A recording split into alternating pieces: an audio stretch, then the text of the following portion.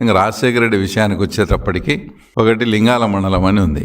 అక్కడ స్టార్టింగ్లో రామారావు గారి పీరియడ్లో ఉన్నప్పుడు మండలం ఎలక్షన్ జరిగినప్పుడు పెద్దగూడాల కృష్ణారెడ్డి అని ఆయన మర్డర్ చేశారు. ఎవరు ఆయన అంటే వాళ్ళన్న రామాంజుల రెడ్డి అప్పుడు మండలానికి కంటెస్ట్ చేశాడు. వాళ్ళుంటే ఎదుగుదల మాకు చాలా ఇబ్బంది అని చెప్పేసి అది నీట్గా ప్లాన్ చేసి ఒక ఇద్దరిని తాడిపత్రి సబ్స్టేషన్లో పెట్టి, అంటే ఎవరైతే అనుమానితులుగా ఈ మర్డర్ వెనక ఉంటారని దొన్లాగా ఎంగమోహన్ రెడ్డి అని ఆయన్ను ఇంకో ఆయన్ను తాడిపత్రి స్టేషన్లో పెట్టి ఇతని సెకండ్ షోకి పోయి వస్తా అంటే అటాక్ చేసి డిఎన్ రెడ్డి అంటే మాజీ ఎంపీ వాళ్ళ గేట్ ముందరనే మర్డర్. అదే టైంకి నిన్న కేశవన్న చెప్పినట్లు హైదరాబాద్లో ఒక మిలిటరీ ఆఫీసర్తో ఈయన గొడవ పెట్టుకొని హైదరాబాద్లో ఇక్కడ కేసు పెట్టించుకొని, అంటే నేను ఆ ప్రాంతంలో లేను, నేను హైదరాబాద్లో ఉన్నానని ఒక ఎల్బీ కోసం రాజశేఖర రెడ్డి గారు స్వయంగా కుట్ర పన్ని చేసిన మర్డర్ అది. నెక్స్ట్ వచ్చేసి రఘురామరెడ్డి గారు సింగిల్ విండో ప్రెసిడెంట్, లింగాల మండలమే. ఆయనను పులివెందులకు దగ్గరలో ఆయనను కూడా మర్డర్ చేశారు. ఈ మర్డర్ కూడా ఏంటి, ఆ రఘురామరెడ్డి అని ఆయన ఆ మండలం ఎలక్షన్స్లో వాళ్ళు చెప్తే వినకుండా ఇండిపెండెంట్గా కంటెస్ట్ చేసినాడు కాబట్టి ఆయన మర్డర్. నిన్న కేశవన్న కూడా వాళ్ళు కొంచెం బంధువులు కూడా అవుతారు. మా పార్నపల్లిలో ఎంత దారుణమైన విషయం అంటే మొత్తం ఆ ఊరికి 400 నుంచి 500 మంది రాజారెడ్డి పోయి జనాన్ని వేసుకొని పోయి మొత్తం లైట్స్ అన్ని ట్రాన్స్ఫార్మర్లన్నీ ఆఫ్ చేసి కాంప్రెషర్లు డైనమిట్లు పెట్టి పేల్చి వాళ్ళ ఇంట్లో ఉండే మొత్తం, ఇప్పుడు మనుషులంటే వాళ్ళు ఎవరు లేరు, లేడీస్ని కూడా చాలా అసభ్యకరంగా ప్రవర్తించి అందరినీ బయటికి పంపించారు. వాళ్ళ మెడల్లో ఉండే గొలుసులు, పట్టు చీరలు అవన్నీ కూడా లూటీ చేసి ఇంట్లో ఉండే పశువులను ఇడ్చాలనే ఇంగిత జ్ఞానం కూడా లేకుండా డైనమిట్లు పెట్టి పేల్చితే వాళ్ళకు ఉండే పశు సంపద అంతా కూడా ఆ రోజు చనిపోయి, అది చూసేదానికి కానీ అంత హృదయ విదారకంగా, అంటే రాజారెడ్డి కానీ వీళ్ళతో పెట్టుకుంటే ఊరు మీదకి వచ్చి విచ్చలవిడిగా కరెంటు లైట్లు స్విచ్ ఆఫ్ చేసి ఇండ్లు కూడా డైనమిట్లు పెట్టి మేము పేలుస్తాము. అంతటి భయానకమైన వాతావరణాన్ని లింగాల మండలంలో సృష్టించి,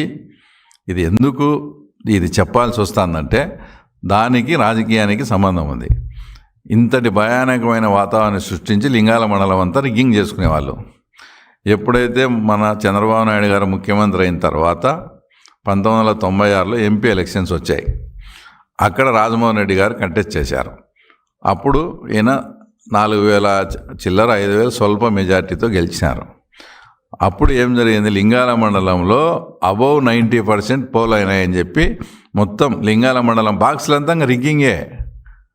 ఆ బాక్సులన్నీ పక్కన పెడితే మళ్ళా కింద పడి ఆ బాక్సులు ఎంచితే అంతా కూడా వన్ సైడ్ రిగ్గింగ్. అంటే ఒక హత్యలు, లింగాల మండలంలో 2 హత్యలు, ఒక డైనమిట్లు పెట్టి భయభ్రాంతులను చేసి ఓట్లన్నీ చేయించుకొని ఆ తర్వాత ఆ రోజే మీరు ఎంపీగా ఓడిపోయింటే మీకు ఇంత రాజకీయ భవిష్యత్తు ఉండేది కాదు. అంటే ప్రతి మర్డర్ వెనుక కూడా వాళ్ళ ఒక పొలిటికల్ గెయిన్ అనేది ఉంటుంది. అసలు మీరు ఇంకా మామూలుగా ఆశ్చర్యపడతారు. గతంలో లింగాల మండలంలో ఎలక్షను రాత్రే బ్యాలెట్లన్నీ గుద్దేసుకొని పొద్దున ప్రజలు వచ్చే వారికి సంతకం పెట్టించుకొని పంపించేవాళ్ళు. అంటే పోలింగ్ అంతా రాత్రే పోలింగ్ ఆఫీసర్ని కంట్రోల్లో పెట్టుకొని ఆ ఊర్లోకి వస్తేనే రాత్రే బ్యాలెట్ పేపర్లు వస్తాయి. బ్యాలెట్ పేపర్లు రాత్రే అన్ని గుద్దేసుకొని పొద్దున్నే ఎవరైనా జనాలు వస్తే వాళ్ళతో వరకు సిగ్నేచర్ పెట్టుకొని పంపించేవాళ్ళు. అలాంటి ప్రజాస్వామ్య వ్యవస్థ వచ్చేసి పులివెందుల్లో ఉండేది. తర్వాత భారత్ బంద్ అని అప్పుడు మనం రామారావు గారి నాయకత్వంలో ఉన్నప్పుడు నేషనల్ ఫ్రంట్లో ఉన్నాం. భారత్ బంద్ జరిగితే విపరీతంగా పులివెందుల్లో జనాలు వచ్చి భారత్ బంద్ బాగా సక్సెస్ అయింది. ఆ రోజు ఏదైతే వాళ్ళకు కాలేజెస్ ఉన్నాయి, డిగ్రీ కాలేజ్ కానీ డిప్లొమా కాలేజ్ కానీ అప్పటికి వాళ్ళ కాలేజీలే, ఆ కాలేజీ లేకపోయి కూడా స్టూడెంట్స్ను లెక్చరర్స్ను ఈరోజు బంద్ అని చెప్పి పంపించారు. ఇంతవరకు వాళ్ళ కాలేజీలోకి ఎంటర్ అయిన చరిత్ర ఎప్పుడు లేదు. మా కాలేజీలోకి వచ్చి మా కాలేజీలే మూపించేంత ఇది ఉందా మీకు తెలుగుదేశం వాళ్ళకు?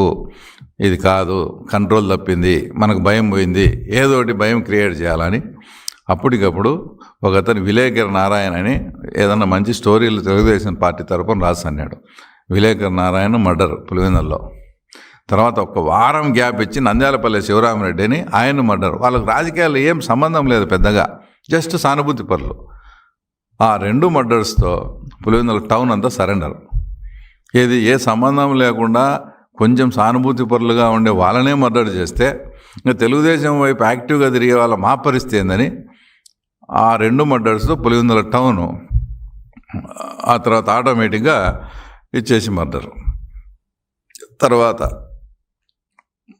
మా మిత్రుడైనటువంటి దేవగుడి శంకర్రెడ్డి రాజలక్ష్మి వాళ్ళ దగ్గర విశ్వప్రసాద్ రెడ్డి అని అతను మన కీలక మంచి అబ్బాయి, అప్పట్లో బాగా యాక్టివ్గా ఉండేవాడు.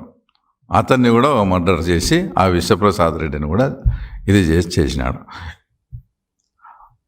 తర్వాత ఇదంతా లింగాలలో జరిగింది. ఇంకా దారుణమైన విషయం ఏంటంటే తర్వాత తుండూరు మండలంలో ఇనగనూరు అనే ఒక ఫ్యాక్షన్ విలేజ్. దాంట్లో 2 గ్రూపులు కూడా, ఒక గ్రూప్ రాజశేఖర రెడ్డి దగ్గర పోతుంది, ఒక గ్రూప్ రాజారెడ్డి దగ్గర పోతుంది. లేదంటే ఒక గ్రూప్ రాజారెడ్డి దగ్గర పోతే ఒక గ్రూప్ వివేకానంద రెడ్డి అట్లా మేనేజ్ చేసేవాళ్ళు. వాళ్ళిద్దరినీ కాంప్రమైజ్ చేస్తాము, మీరు పులివెందులకు రండి అని చెప్పి వీళ్ళకు కొంచెం అనుకూలంగా ఉండే వాళ్ళకి హింట్ ఇచ్చి వాళ్ళను కూడా పిలిపిస్తామని ఇనగనూరు నుంచి పులివెందులకు వచ్చే దారిలో వీళ్ళకి ముందే ఇన్ఫర్మేషన్ ఇచ్చి వాళ్ళు అటాక్ చేస్తే 3 మర్డర్లు జరిగినాయి.